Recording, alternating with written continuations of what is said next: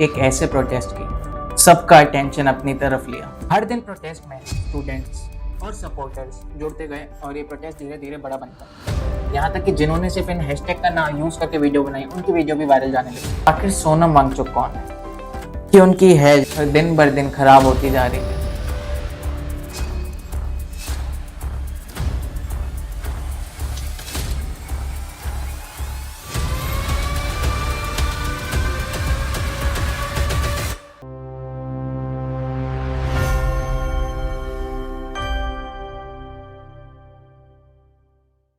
नमस्कार दोस्तों, एक बार फिर से आप सबका स्वागत है सॉर्टिंग आउट के नए एपिसोड में। आज हम बात करने वाले हैं एक ऐसे प्रोटेस्ट की जिसने सोशल मीडिया से लेकर पॉलिटिकल सर्कल्स तक सबका अटेंशन अपनी तरफ लिया। लेकिन वहीं बात करें अगर कॉकरोच जनता पार्टी या सीजेपी की, तो दूसरी तरफ है एजुकेशन रिफॉर्म्स और एक तरफ है कॉकरोच जनता पार्टी। तो और बीच में एक ऐसा नाम शायद आप जिन्हें पहले से जानते होंगे, सोनम वांगचुक। तो अगर हम बात करें प्रोटेस्ट की, तो सबसे पहले हम इस वीडियो में जानने वाले कि आखिर प्रोटेस्ट क्यों हुआ और सोनम वांगचुक जो एक एक्टिविस्ट हैं जिन्होंने हंगर स्ट्राइक करी, उन्हें पुलिस ने बीच प्रोटेस्ट में से क्यों उठाया। तो सवाल ये भी है, क्या ये उनकी जान बचाने के लिए था या फिर एक ये पॉलिटिकल एजेंडा था जिसे युवाओं की जगती आवाज को दबाने की कोशिश की गई। तो चलिए आज हम इमोशंस पे नहीं, टाइमलाइन और फैक्ट के बेसिस पे पूरी स्टोरी कुछ समझेंगे और जानेंगे। तो सबसे पहले बात करते हैं कॉकरोच जनता पार्टी की। कॉकरोच जनता पार्टी आखिर है क्या? तो अगर बात करें कॉकरोच जनता पहले की, तो सबसे पहले समझते हैं कि कॉकरोच जनता पार्टी की शुरुआत कहाँ से हुई और किसने की। तो ये एक कॉकरोच जनता पार्टी जो है, ये एक न्यूली लेड पॉलिटिकल मूवमेंट है जिसकी शुरुआत अभिजीत दिपके ने शुरू किया। अगर समझे इस मूवमेंट का नाम कॉकरोच क्यों पड़ा, तो इसके पीछे एक कहानी है कि जब युवाओं को कॉकरोच के नाम से पुकारा गया, तो उसी के मूवमेंट को दिखाने के लिए इस मूवमेंट का नाम ही कॉकरोच जनता पार्टी रख दिया। तो बात करते हैं, क्या सिर्फ एक सिंबल या नाम प्रोटेस्ट तक का हिस्सा बन सकता है? क्या आगे चल के पॉलिटिकल पार्टी भी बन सकती है कॉकरोच नाम की? तो इस पे हम आगे बात करेंगे। अभी पहले समझते हैं इस मूवमेंट का focus education system, exam transparency, accountability और स्टूडेंट इशू पर रहा है। पर रिसेंट वीक्स में दिल्ली के जंतर मंतर पर प्रोटेस्ट शुरू किया। प्रोटेस्ट की शुरुआत रिपोर्ट्स के मुताबिक जून के एंड में सोनम वांगचुक के इनडेफिनेट हंगर स्ट्राइक से हुई। उनकी डिमांड थी कि एजुकेशन सिस्टम में जुड़े और इश्यूज और एलिड एग्जाम पेपर लीक्स को, जिसमें सबसे बड़ा नाम नीट पेपर लीक का आया, ऐसे ही पेपर लीक हमें 2024 में भी देखने को मिला था। तो इसी के मुद्दों को उठाते हुए उन्होंने इनडेफिनेट हंगर स्ट्राइक की शुरुआत की। तो देखते हैं क्या ये एलिज एग्जाम पेपर लीक के मामले, अकाउंटेबिलिटी फिक्स और एजुकेशन मिनिस्टर धर्मेंद्र प्रधान, इनका नाम आप आगे वीडियो में सुनते रहेंगे, तो ये नाम को याद रखिएगा। क्या ये एजुकेशन मिनिस्टर जो है धर्मेंद्र प्रधान रिजाइन करेंगे? इसी के लिए प्रोटेस्ट किया गया कि हमें धर्मेंद्र प्रधान का इस्तीफा, मतलब रेजिग्नेशन चाहिए। हर दिन प्रोटेस्ट में स्टूडेंट्स और सपोर्टर्स जुड़ते गए और ये प्रोटेस्ट धीरे धीरे बड़ा बनता गया। सोशल मीडिया पर hashtag Sonam Wangchuk, hashtag cockroach Janata party के हैशटैग्स ट्रेंड करने लगे, वायरल होने लगे। यहाँ तक कि जिन्होंने सिर्फ इन हैशटैग का नाम यूज करके वीडियो बनाई, उनकी वीडियो भी वायरल जाने लगी। अब बात करते हैं जंतर मंतर के प्रोटेस्ट पे सेंटर बन गया था। तो ये सेंटर क्यों चुना गया और आखिर सोनम वांगचुक कौन है? तो देखते हैं। जो लोग सोनम वांगचुक को सिर्फ 3 इडियट के नाम से जानते हैं, फुंगसुक वांगचुक, तो उनके अलावा भी उन्होंने कई ऐसे काम किए हैं जिनसे उन्होंने काफी ज्यादा अपना देश का नाम रोशन किया है और काफी चीजें की हैं। तो इस बारे में थोड़ी सी बात करते हैं। उनके लिए एक छोटा सा बैकग्राउंड चेक मैं आपको देता हूँ। सोनम वांगचुक एक इंजीनियर, इनोवेटर और एजुकेशन रिफॉर्म एडवोकेट है। उन्होंने लद्दाख में ऑल्टरनेटिव एजुकेशन मॉडल पर काम किया है। उन्होंने आई-स्टूपा प्रोजेक्ट को या फिर सस्टेनेबल डेवलपमेंट, एजुकेशन रिफॉर्म्स हो या एनवायरमेंटल इश्यूज, कई सालों से वो पब्लिक लाइफ में एक्टिव रहे हैं। इसी वजह से उनकी हंगर स्ट्राइक को भी काफी नेशनल अटेंशन मिली। अब बात करते हैं थोड़े से हेल्थ डायरेक्टरेट्स की।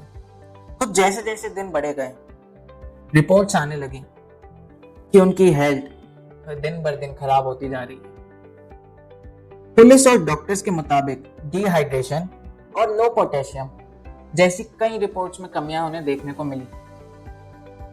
और ये एक छोटी बीमारी नहीं थी। डिहाइड्रेशन एक डेथ का कारण भी बन सकती है, जो कि काफी रिस्की भी हो सकती है आगे चलकर। तो जो ये इंडेफिनाइट हंगर स्ट्राइक थी, ये उनकी मौत का कारण बन सकती थी। सरकार ने यही कहते हुए कहा कि हमने उनकी जान बचाने की कोशिश की गई।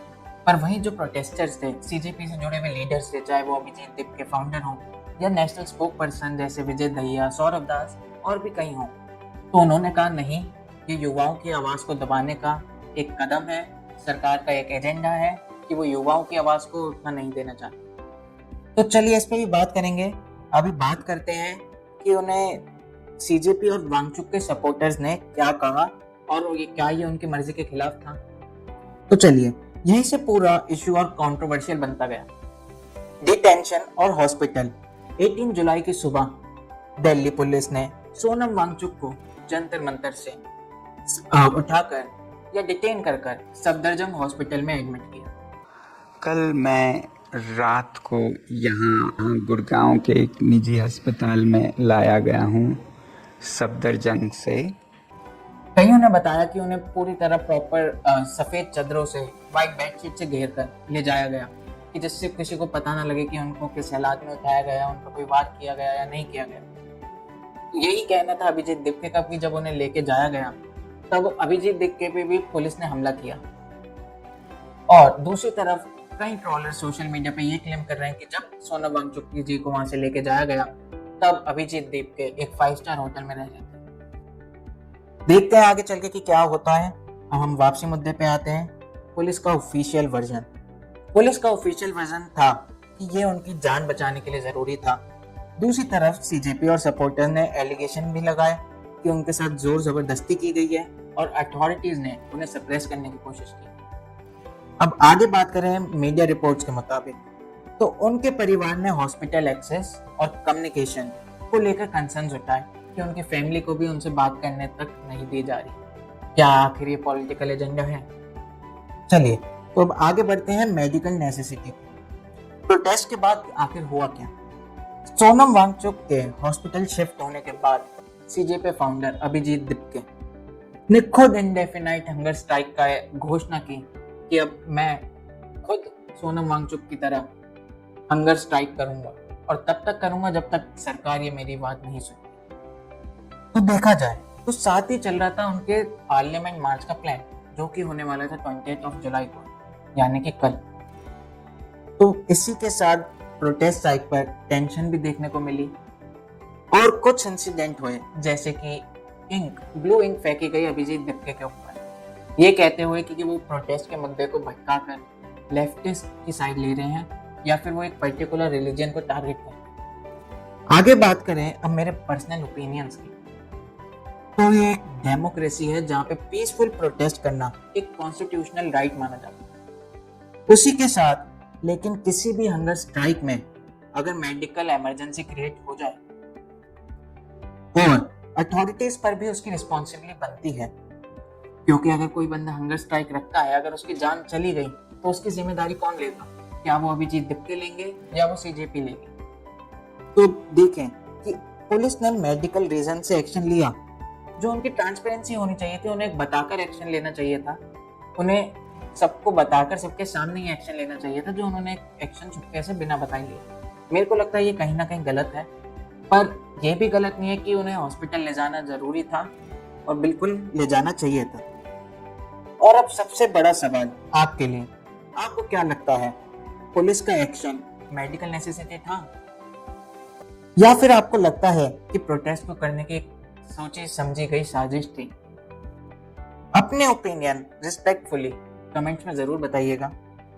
अगर आपको ये डिटेल ब्रेकडाउन पसंद आया हो हमारे वीडियो के जरिए, तो लाइक करके कमेंट करके अपना प्यार दिखाइएगा। आपको रेड बटन दिख रहा होगा, उसे क्लिक करके सब्सक्राइब कीजिएगा और हमारे साथ ऐसे जुड़े रहिएगा सॉर्टिंग आउट के साथ, जिससे हम आपको ऐसे ही और ज़्यादा चीज़ों को सॉर्ट करने में मदद कर सकें। साथ ही साथ हम आपके लिए लाते रहेंगे नए नए पॉडकास्ट, जिसमें इंडस्ट्री लीडर्स आके आपको खुद चीज़ों को सॉर्ट आउट करने में मदद करेंगे। तो जल्दी से सब्सक्राइब कर दीजिए। और आप किसकी तरफ है, सीजेपी, या फिर सरकार या दिल्ली पुलिस, वो जल्दी से कमेंट में बताइए। Thank you.